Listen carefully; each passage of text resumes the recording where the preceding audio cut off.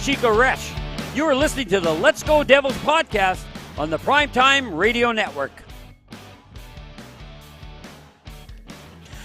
Happy Devils Friday! Welcome to Game Day Live, presented by the Let's Go Devils Network and the Primetime Radio Studios. My name is Vinnie Parise, here with Shorts Guy as we get you set for New Jersey Devils hockey as they are up in Western New York, getting ready to take on the Buffalo Sabres. Thank you to everyone joining us on YouTube Live, Facebook Live, Twitter Live, and Twitch.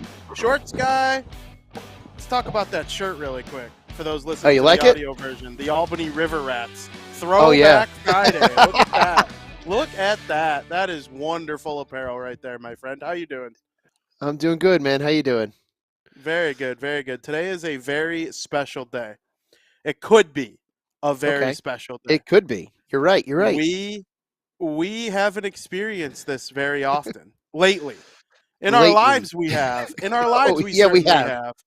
You know, and we were very grateful in the younger days. Like, wow, they were unbelievable. But since 2012, the New Jersey Devils have only clinched a playoff berth once. And it was a very dramatic 2-1 Maple Leafs victory over the Maple Leafs. 2-1. I believe it was 3-1. They hit the empty net and made it 3-1. Miles Wood at the big go-ahead goal, and then Nason threw it into the empty net. And the Devils beat the Maple Leafs to go to the postseason for the first time since 2012. Well, here we are 5 years later. It took a lot longer to get back than we thought it was going to. We kind of realized quickly that 17-18 Devils team was very flawed and very lucky to even be in the postseason at all. We don't feel that way this time. Things are different this time around. So how are you feeling going into this game with a chance to clinch? And about, I think there's 11 games left or 9 games left after today. I like it because it gives them an opportunity to play for something tonight. And it kind of gives them one of those opportunities to be like, all right, well, if you guys want to make a splash in the playoffs, here's a game that means something. Go out and prove that you want it. It's exciting to be in this position. Although we're not supposed to be where we are, which is even better because we're so far ahead of where we should be that this just feels phenomenal to have this opportunity with only 11 games left. And, not many teams have clinched a playoff berth yet. So it's not like we're one of the last to get in, and we're not, we'll be, I would say one of the first to get in. At least 100%. Second for the Metro, if we can do it tonight. It's nice to be here, especially because we're not supposed to be here. That's what makes it even better. It does make it even better. We would have loved being in Florida or Pittsburgh spot when we were coming into the year. We would have all signed up for that. And instead, they're one of the best teams in the league. Boston and Carolina are the only two teams that have clinched a playoff spot. But right now, so the Devils can become the third team to do so. Tomorrow, you start looking at ways if they were to lose tonight in regulation, you could start looking at ways they could clinch tomorrow, win or lose. Which you never want to back in. I like winning to get in personally. Yes. But, it would be nice. And it would also put them in a tie for the top of the Metropolitan Division because the Carolina Hurricanes decided to lay an egg yesterday against the New York Rangers. So the Devils, they got the Rangers on their tail. They're only 4 points ahead of the Rangers, but now they're only 2 points ahead of or behind the Hurricanes with a chance to tie. That goes to show how stagnant the Hurricanes have been lately and how pretty good the Devils and Rangers have been lately, in my opinion, for them to catch them like that. Tough loss against the Minnesota Wild last week, but, having a chance to get into the playoffs tonight and tie yourself into first place in the Metro, it's a good feeling going into this one. Oh, absolutely. And it's a bit of a dangerous game to be in this position too right now because Buffalo gets to play the role of spoiler. Essentially, and prevent the Devils from that clinching spot. And that is, that's definitely some corkboard material for in the locker room. That if they can come out hard against the Devils, it ruins the Devils, the Devils' night at least temporarily. So that's going to be a little extra motivation for Buffalo to play well tonight. Getting the 2 points would also be the first time since 2011, 2012 that the Devils earned 100 points in a season. They did not reach the century mark in 2018 when Taylor Hall led them into the postseason. Reaching 100 points, I would say, means you're above a bubble playoff team. If you're a 100-point team, you made the playoffs. You deserve to be in the postseason. It means you've earned enough points to I'm not good at math. I don't know what 82 plus 82 is. What is that? 164. That's 700% or 700 winning percentage. That's what the Devils have been all season long. They've been on this base. They haven't really tapered off at all. They had one little tough stretch in December. But you really need to be consistent from beginning to end to reach the century mark in the NHL standings, and it would be very fitting for that number to be where they get to clinch a postseason berth. Yeah, it's one of those things, like you said earlier, we would have been happy having 80, 85 just to get into that 7-8 spot. But here we are with 100 points. It's been so long since we've achieved something like this. It's just phenomenal to see. We're one of the top teams in the league. What's even more phenomenal, if you match up the Eastern Conference with the Western Conference and look at where the Western Conference top teams are compared to the top teams in the East, and it's like we would blow away everyone in the Western Conference at this point. We would be first in the Western Conference. It's fantastic to see what this team has done. I think more so compared to how bad we were the last couple of years, especially last year, and how rough last season was. And all of a sudden to do a turnaround like this, it's incredible. Yeah, absolutely. And really quick before we get into tonight's game, Luke Hughes and Team Michigan is going to start here in a couple hours. And I think a lot of Devils fans are interested in what goes on in that game because if Michigan should win, they will advance to the next round where their next opponent, it'll be decided. It's going on right now, the game between Penn State. And I'm drawing a blank on who Penn State is playing. Sam Wu would crucify me right now. Sam Wu would know. Yeah, he would for sure know. He posted something. But just the logo. I don't know who it is. Damn. Yeah, Luke Hughes, though, he is confirmed to be joining the New Jersey Devils when Michigan is done. It will be interesting to see how that all goes. But are you kind of in the same boat as me, like play as many games with Michigan as you can and join the Devils after getting some really valuable NCAA postseason experience? Yeah, I mean, I'm all about him going as far as he possibly can because let's face it, I don't know if they're going to really be throwing him out there to the Wolves, right in the very beginning of the playoffs. And it's his last season of college hockey, and when you get to those final games of your college career, you want to enjoy them, especially if you're going for a national championship. But think about the position that Luke Hughes is in. If he continues to win, he has a chance for a national title. If he loses, he just gets starting to be paid to play hockey for the rest of his life. It's like, I know it sucks to lose, but does he really lose if they lose? It's one of those interesting situations, but I'm all for him going as far as possible just because those tight pressure pack situations are good for someone like him to have. Any player coming in needs to be in those tight pressure pack situations like a tournament, because that's really what the playoffs are. It's a tournament. It's a multi-game tournament, but when you come down to a game 7, it's a do or die, and that's really what all of these games are like. It's do or die, and you want him to perform well in those do or die situations down the road for the New Jersey Devils. Absolutely, and I'm very excited for it. I'm sure Jack Hughes will get a little extra pep in his step once Luke joins the team as well, so that's something to look forward to as well. When you play a team like Buffalo, they're not dead, but they're dead, for all intents and purposes. They're getting close to being a team that misses the postseason. They have the longest postseason drought in the National Hockey League, but I do think they're very good, and they've shown that they're very good this season. They're starting Ukko-Pekka Luukkonen today, who has had a rough season for the most part, and that means, the Devils are not going to have to face Craig Anderson or anything like that, guys who have, played well against them. The Devils should be able to score some goals on UPL, as they call him, but they score a lot, and you need to defend well. This Tage Thompson, he probably gets top 5 MVP voting, if not nominated top 3. Owen Power is amongst the best rookies in the NHL. Rasmus Dahlin might be nominated for the Norris Trophy. There is talent all over the ice there. Dylan Cousins is unbelievable. I love Jack Quinn. I wanted the Devils to take him at 7, and he ended up going to the Sabres at 6. I don't think the Devils would have taken him anyway, unfortunately, but he was my guy in that draft year. They're just stockpiled with talent, but they haven't figured out a way to put it all together yet. The Devils need to make sure that they're ready for a hard to play against team like that tonight.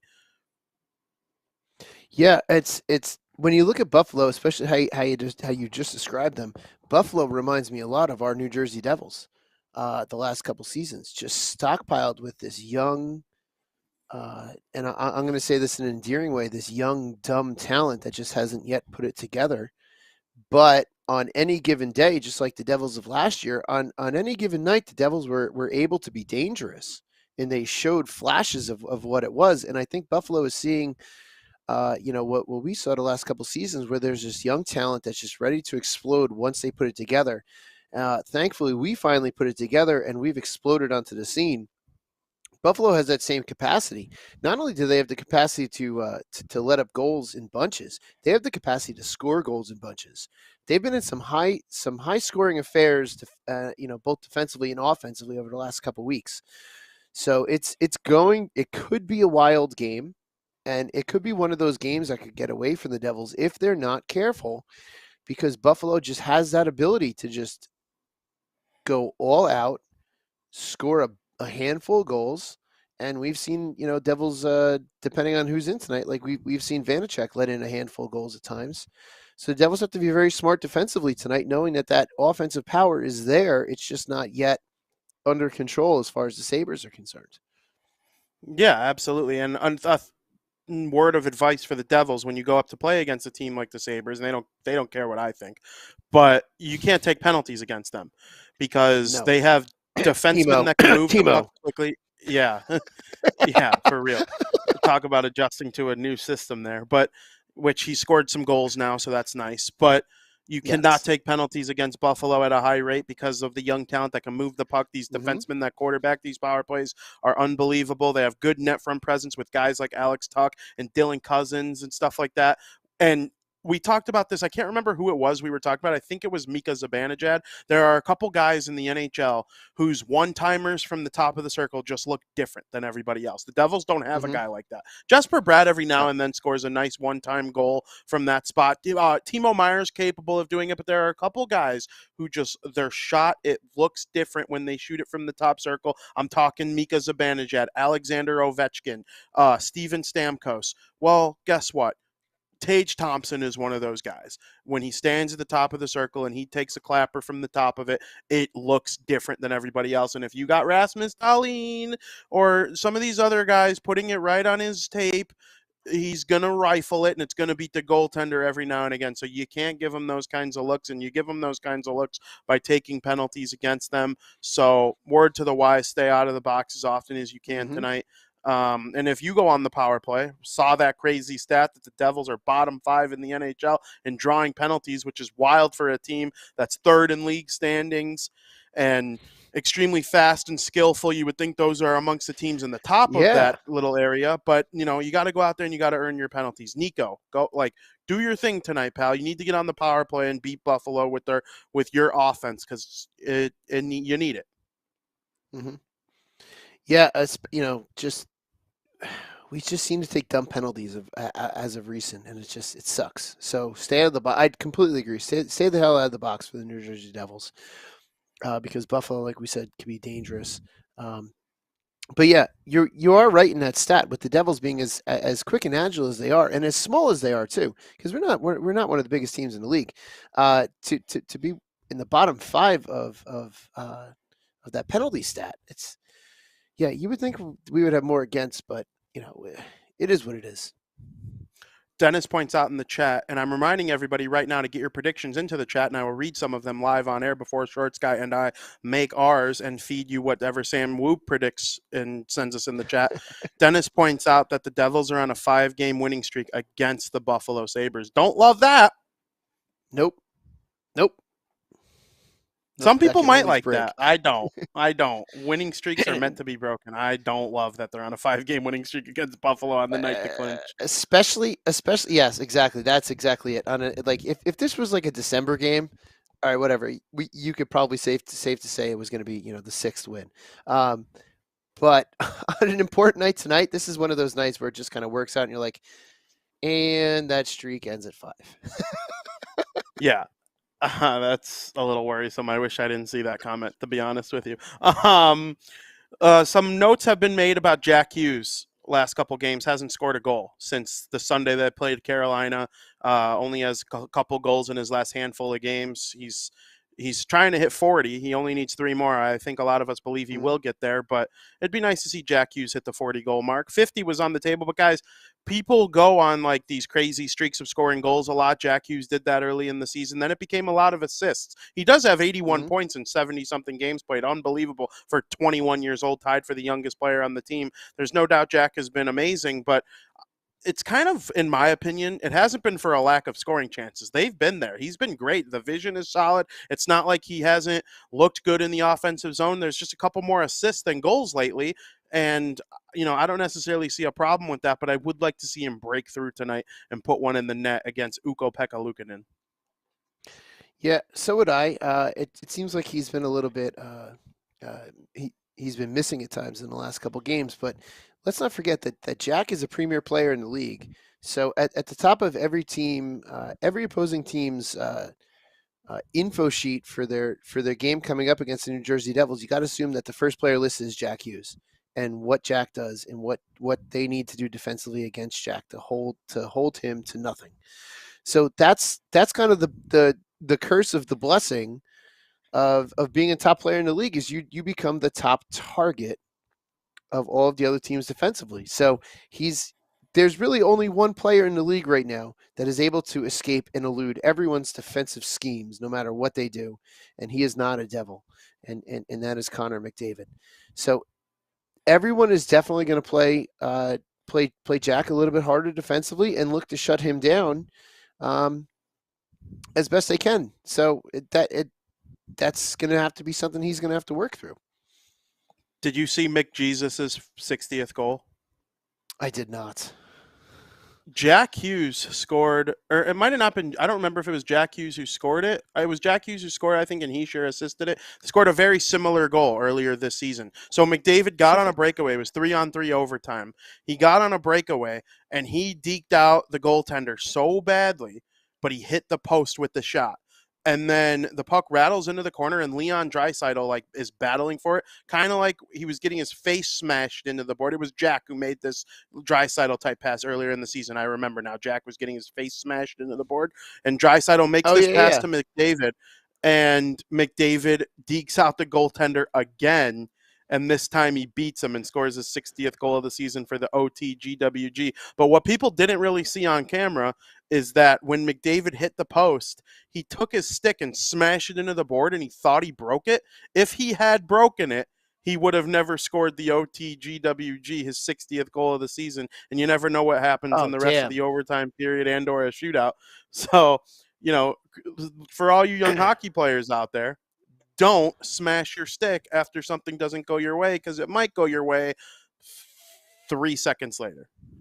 Yeah, I'm watching it now, and he basically makes almost the same exact move on the goaltender, going to his blocker side. Yeah. Here he is. He comes around, boom, and but then off the crossbar and goes right in. Like that's insane. But yeah, no, I would agree, and that's one of those things that especially with a goaltender, young goaltenders have to control their emotions, I think, more than any of the other players on the ice. And that was one of the things as a coach for all the years that I would do with my goaltenders is I would try it at the earlier practices of the season to get them really annoyed. Just start picking at them, like shooting in the same shot, just to get them to kind of get to that point emotionally and be like, all right, you see what you just did? Don't do it again, because that'll ruin a game. Just to kind of hammer home that point, like you're saying, you don't want to get that emotional on the ice because you have that opportunity. A forward gets a little bit more than a goaltender, because when a goaltender makes a mistake, everyone sees it and it goes on the scoreboard. But the players got to remember that you can't have that emotional outburst like that, because, like you said, 3 seconds later, your next opportunity could be to put a shot on goal. Had he broken his stick, he's not in that position. Absolutely. So predictions time. Donald says 4-2 Devils. Ramona Rice says 5-2 Devils. Joseph says 4-0 Devils. JP says 4-1.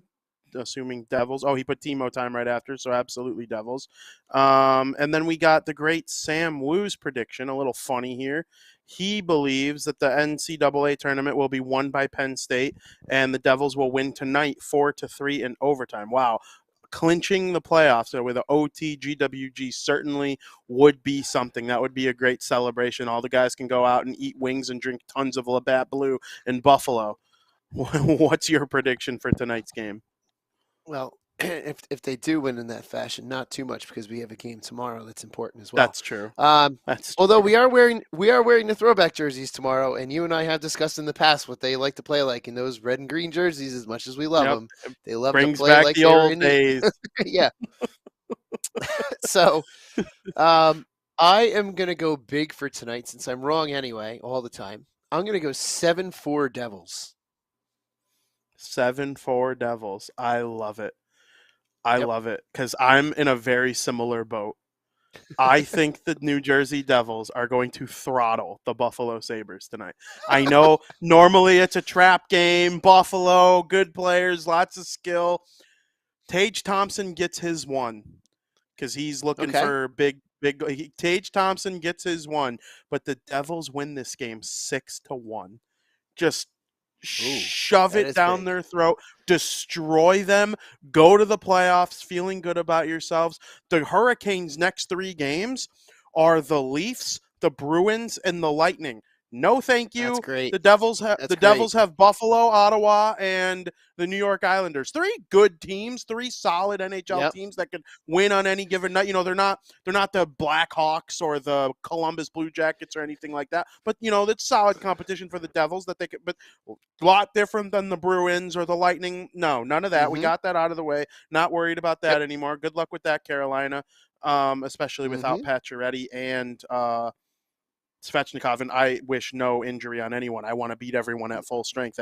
But you know, they are struggling to score, and you take guys like that out of their lineup, it's definitely tough. But man, what a night this has a chance to be. I remember how excited I was in 2018 when they clinched for the first time in a while, and I thought it would get easier and easier to deal with clinches because they'd start getting good. Well, they didn't start getting good. They actually took a complete 180 direction and won the lottery the following season. But the way Jack Hughes and Nico Hischier and company have played this year has just been so great to watch, and it's been a pleasure, and I'm super happy that they're in this position here on March 24th. Yeah, so am I. I have a random question before we, as we're kind of wrapping things up. Do you actually know any Sabres fans? Do I actually know any Sabres fans? I know a couple people from Illinois that enjoy the Buffalo Bills, but I can't with a straight face, even online. I don't think I'm friends. Like, you know how you have online friends? Yeah. I think I don't even know. One kid came at me when the Devils first got used, and he like had a sick game early, and he came at me because like he needs to put on weight and blah blah blah blah. I'm like, okay, dude, like, yeah, right, you're a real NHL scout. Jack Hughes needs to put on a little more weight. Would have never thunk of that myself. But no, I can't say I know a single Buffalo. I don't even know anyone who writes for the Buffalo Sabres fan-sided page, actually. I couldn't tell you. No, I don't know. I have one. Actually, I guess 3 because I guess 2 because his dad's a Sabre fan. One of my teammates is an actual Buffalo Sabre fan because they're from upstate New York originally. And always say on Hockey on Tap when we talk about him, he's teammates with myself and the rest of the guys on Hockey on Tap. And whenever we mention the Sabres, it's always poor JJ because that's his name, JJ. So we always feel bad for JJ because he's a long suffering Sabres fan. I was just curious if you actually knew any Sabres fans because I feel like that's the one fan base that 95% of the people would be like, nope, not a one. Yeah, I can't think of any, which I kind of feel bad about. I'm one of those weirdos. I could rank every NHL team 1 through 32 on how much I like them. And like, obviously, number 1 would be the New Jersey Devils and number 32 would be the New York Rangers. I truly believe I can rank them 1 through 32 on whether or not I like them more than like a list of how much I like them. Buffalo would be probably in the top 10. Near the end of the top 10. Like, I enjoy that place. I enjoy, they have hardcore dedicated fans, even though we don't know any. They hide in the shadows, I guess. But I like that team. So much skill, so fun to watch. So I just always, go back to that Devils Sabres series. What was it, 90, 95, 94, whatever, when it was Brodeur versus Hasek, when they both had it's just, those are that to me is the Sabres. So. Absolutely. Well, we can't thank everybody enough for joining our show and watching along with us as we get you set for the New Jersey Devils against the Buffalo Sabres. Tonight is a huge game with the New Jersey Devils. They have a chance to reach 100 points in the NHL standings, tie the Carolina Hurricanes for the top of the Metropolitan Division, and clinch a postseason berth in the 2023 Stanley Cup playoffs. We know that if they do that, you're going to want to tune in after the game for Devils After Dark and join in on the fun. We're going to be crazy on Twitter tonight. It's going to be so much fun. I'm so looking forward to it. And for Shorts Guy, I'm Vinnie Parise. As always, let's go Devils.